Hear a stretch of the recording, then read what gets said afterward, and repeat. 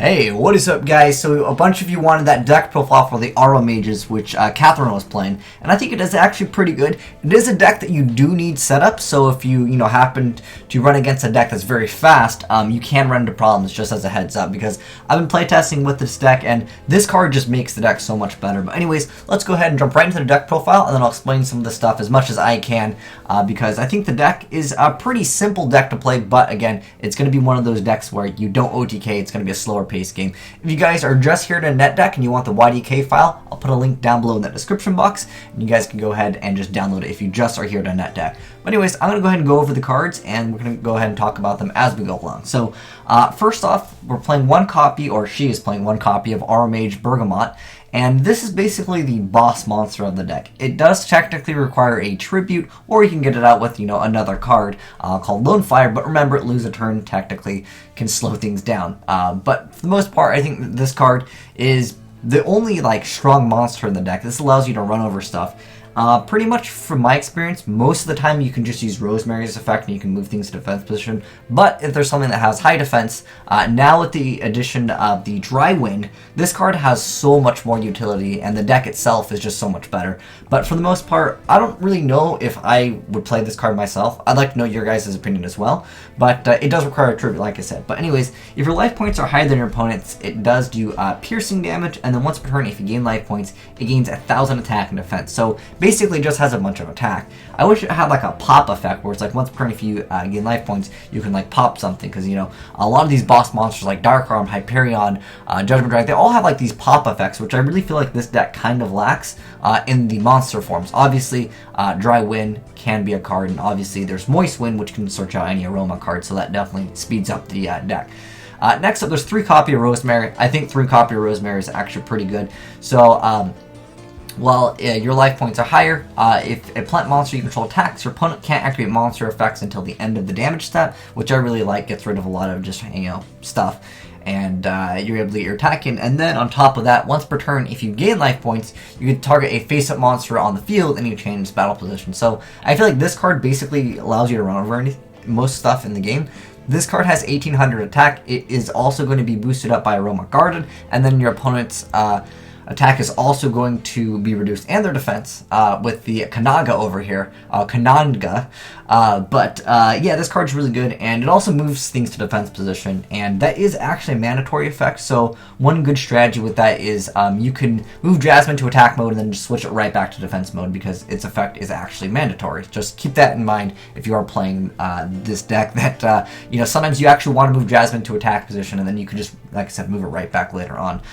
Next up, there's 3 Cananga over here, and then her effect is that while your life points are higher than your opponent's, then they all lose 500 attack and defense, and once per turn, if you gain life points, you get to target a spell or trap card your opponent controls, and you get to bounce it back to the hand. I wish it was just target one spell or trap card on the field, that way you could start bouncing back your Fiendish Chains, but then maybe that would be a little bit too OP, especially since you're moving everything to defense mode. Anyways, like I said, the deck is a pretty slow deck, but I feel like I really wish it was just a destroy one spell trap card to be much more efficient, but again, it might just make the deck too strong, and, like I said, if this had pop effect, and, well, this one is just bounce one card on the field, that'd be excellent too. But nonetheless, it's still pretty good. Next up, 3 Lone Fire Blossom, and I love that this card's at 3 because it helps plant Synchro. Not that that deck is really relevant anymore, but yeah, Lone Fire basically is special summon anything from the deck. There's also another card that it flips. It's a flip effect card, and it goes to your spell and trap zone, but because of lose a turn, I don't think we really need that anymore. Also, that card is terribly slow. I used to go into that card just so I can get my deck going, but lose a turn just helps too much for that. So that's it, basically. Oh, forgot the best card. Forgot the lolly over here. The AroMage Jasmine is actually the card that you usually want to open up with, because again, this deck is going to be slow. You're going to need to actually accumulate a bunch of advantage as quickly as possible, because most decks in the game are going to be super, super fast. And I think with Ignites coming out, as well as other Red Eyes, a lot of these decks are a little bit too fast for the deck. Again, makes the deck so much better. But Jasmine is an excellent card to go in first turn because you can start drawing your cards. Plus, it allows the additional normal summon, so you can go into Rosemary, and then if you're going to gain life points, you can maybe protect your Jasmine as hard as possible. Because at one point, I was doing Jasmine, I was doing draining shields. That way, I can keep Jasmine alive, I get to heal up, and then I also get to draw a card. So, you know, the whole draining shield not only gives me life points, but I also get to net a card, so it's not like that card was like almost useless. Next up, there is 2 copies of Yuki Usagi, or Ghost Ogre and Snow Rabbit. Oh, by the way, sorry, I totally forgot this effect. Anyways, while your life points are higher than your opponent's, you can get another normal summon, and then every time you gain life points, you get to draw a card. That effect is really good. One card that I wanted to mention really quickly that works really well in this deck is, well, not only Max C, but if you come a Max C with this card over here, which she did not opt to play in her build, I really like this card. It can be stupidly good with Maxi because it's a continuous trap card that says increase your life points by 500 each time you draw a card or cards. So let's say your opponent special summons 10 times. Well, you know what? You've just healed up for 5,000 additional life points, in addition to all of your AroMage's effects. But again, this card is conditional on you having a field kind of already set up, so I understand perhaps why that card was not played, but it's not a bad card at all if you guys want to just try out different builds. But there's 2 copies of Yuki Usagi because, again, you need to protect your monsters, where Valor sometimes it doesn't really help out because the monster is still going to be on board. It might be able to just attack over your stuff, whereas Yuki Usagi, it'll at least get rid of the monster. Sometimes I know there's effects where they're just going to be, you know, blowing up the field, and at that point, Yuki Usagi isn't as good as Effect Veiler. So you can try out, you know, different things. I do like that it is a level 3 tuner.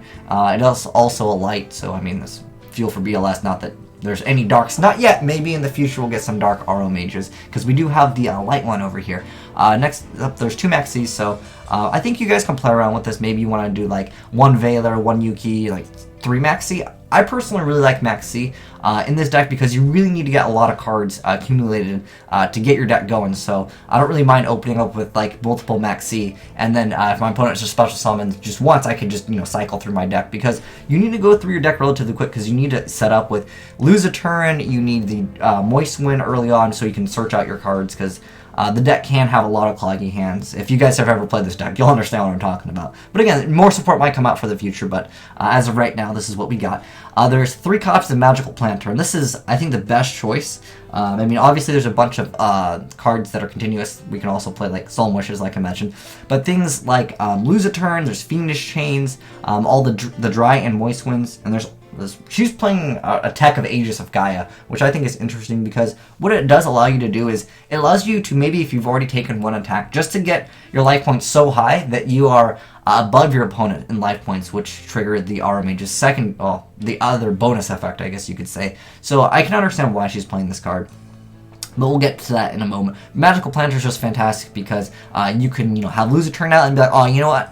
Since, you know, everything is in defense position and I've negated your effects, I'm going to go ahead and send it to the graveyard because I already got my utility out of the card, and now I'm going to go Lone Fire into something and then not have that downside. So I like that addition to the deck. Plus, it just extra draw power. Maybe you already moved the monster, you've negated the monster's effect, so it's going to be like really weak, and maybe you move it to defense position, whatever. You've already got the utility out of Fiendish Chain, and that way you're just basically going plus off of it. Next up, there's Regeki, Soul Charge. Soul Charge is excellent, especially with Yuki Usagi. It allows you to just make cards, and it definitely does help out. And then we got 3 Duality. Again, this deck can have consistency problems, and you need to get your pluses as quickly as possible. You're basically, you want the field spell, you want like Moist Wind early on, maybe a Jasmine, and maybe like something to protect Jasmine early on. So Duality is an excellent card, and you generally don't special summon too much other than with Lone Fire in the deck. And then there's also Aroma Garden, which basically speeds up the deck because you're able to constantly just gain life points. In addition to that, every time, or if an Aroma monster you control is destroyed by battle or by card effect and sent to the graveyard, you gain 1,000 life points. And then in addition to that, you can gain 500 life points, and then all monsters you control gain 500 attack and defense. Keep in mind that's all monsters. That doesn't just involve Aroma monster, so if you happen to, you know, make a Synchro or something, you can still boost up the Synchro's attack.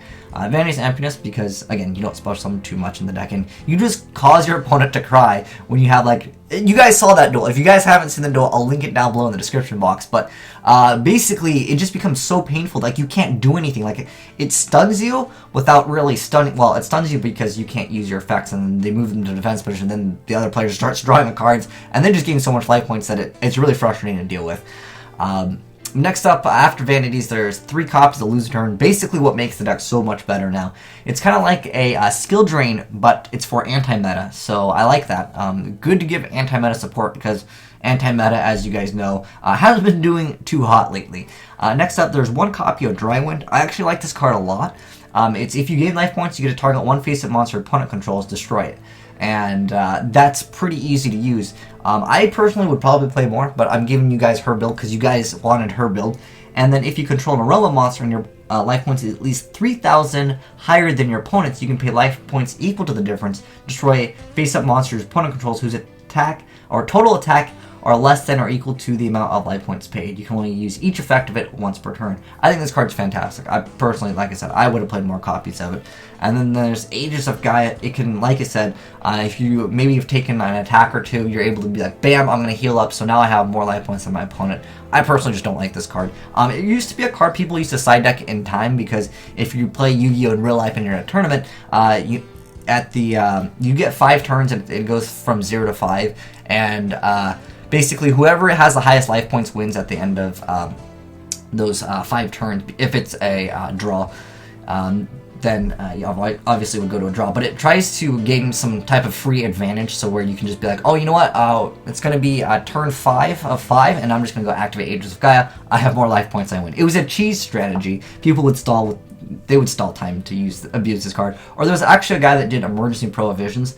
I don't remember what deck he was playing, but I remember that was also in like a top YZS deck. He basically stalled, and then emergency provisions. Kind of a scumbag thing to do, but it is part of, a game-winning mechanic, I guess. Anyways, 3 Phoenix Chain. You want to keep Jasmine alive, and sometimes, even though it does have decent amount of defense, sometimes things can still run over it or effects. So Phoenix Chain, excellent card in this deck, especially when you have Magical Planner. And then 3 copies of Moist Wind. This was also a new card that, because when I played this deck, there was basically just the aroma, the monsters that you're seeing over here. We didn't have the Lose a Turn, and we didn't have Moist Wind or Dry Wind, which help out the deck significantly. But anyways, Moist Wind, you pay 1,000 life points, add 1 aroma monster from your deck to your hand, and if your life points is less than your opponent's, you can pay 500 life points. If your life points is less than your opponent's, you can gain 500. So anyways, you activate the first effect first, so you're lower than your opponent, and then you go ahead and gain the additional life points. So I really like this card. It lets you add the aroma monster. Again, this deck can have consistency problems, but it's trying to get there. I wish there was a reinforcement of the plants. That would be a very good card, but I mean, Lone Fire, in a sense, can kind of be argued that it's the same thing anyways, because it just brings out that monster. It's even better. Hey, could you guys imagine if there was a warrior monster, you tribute it, and it's just special summons any warrior from the deck? That'd be crazy. But Lone Fire Blossom, excellent card. But yeah, Moist Wind is really good because it just helps you with those like hands where you maybe just have too many spell and trap. You just need those that one monster, that one Jasmine. As far as the extra deck, you can't actually make Synchros because this card is actually a tuner. I wish Jasmine was also a tuner, and also wish it was level 1. And then I'd try to make this deck a no Quasar deck, but it's probably not supposed to ever do that. But yeah, Thought Ruler Archfiend's an excellent card. There's Black, what is it?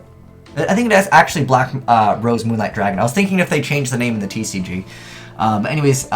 There's actually a bunch of support for Black Rose. We'll have to mess with that one day, but Black Rose Dragon and Black Rose Moonlight Dragon. And don't forget, guys, Black Rose Dragon doesn't only blow up the field. Sometimes there's people that forget this actually has a different effect.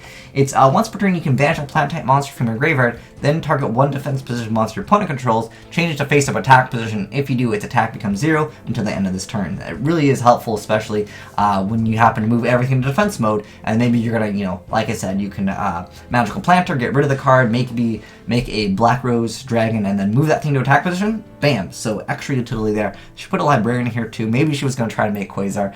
I don't know. I mean, she's got the Librarian, she's got the Android over here, maybe, and we got the Formula Synchron over here, which I have no idea how she can pull off, unless maybe your opponent is going to give you tokens and somehow reduce something, or maybe she just copy this extra deck from some other deck. Sometimes I do that too, because I don't see a way that you can actually make this card. But maybe I'm bad. I don't know. You guys let me know. Anyways, there's one M7 over here. There's a Castell. There's an Excidon Knight, Level Chain God Cowboy, Acid Golem, Malay's Tree of Spirit. This card is one card that I really recommend you guys to play because Cananga can actually go into it. It's actually got a really good effect. You get to target one plant type monster in graveyard and special summon target in face up defense position, which can indeed be Lone Fire, and then Lone Fire gets you whatever you want. Keep in mind, obviously, you don't want to lose a turn when you're going for this card, but it's still a pretty good card and has that other effect where you can send a plant type monster from your deck to the graveyard. I don't really think this is probably the more relevant card that you'll make in here. This card, maybe the Black Rose Dragon, in addition to that. But because the deck really needs to get an advantage, and that usually involves you having to lose a turn, stay on the field for a long time, you probably won't be making most of the stuff anyways. But I highly recommend you guys to play this. Like, if you're building a deck, these are the two cards I highly recommend you guys to play. Obviously, things like 101, Castell, I think these are really relevant in the game. I think you guys should definitely play these. The rest, it's kind of all up to you, depending on what you want to do. Thought Ruler Archfiend does actually help you with life points too, and it can kind of protect itself, so it is a nice addition to the deck for sure. But anyways, guys, let me know what you think of the deck. This is not my deck. I gotta give credit to Catherine. She doesn't have a YouTube channel, otherwise I would definitely link it for you guys. But yeah, guys, watch the duel. It's amazing. It just shows you how good of a stun that this deck can actually set up to make, and it's pretty cool. Anyways, can't wait to see what other things come out for AroMage, because I don't think that they're done with the archetype. I still feel like they need a boss monster. This card is basically just a relatively large beater. This does move everything in defense position, which is kind of nice, but lose a turn kind of helps out with that anyways. I want something that just destroys one card in the field. Like maybe you every time you heal life points, you get to pop a card in the field, or something like that. I think that's what would make the deck even better. But anyways, thanks for watching, guys. Asian Eyes signing out.